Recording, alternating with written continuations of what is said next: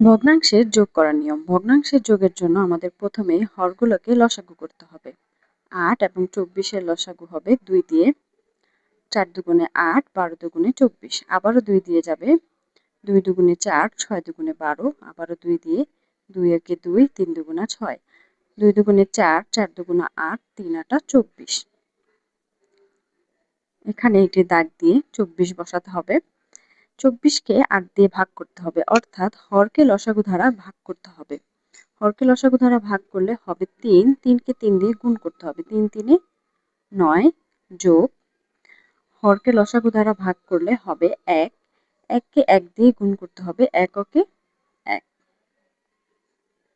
২৪-এর ২৪, ৯ আর ১-এ যোগ করলে হবে ১০। ২ দিয়ে কাটাকাটি করতে হবে, ৫ দুগুণে ১০, ১২ দুগুণে ২৪। উত্তর হবে ১২ ভাগের ৫।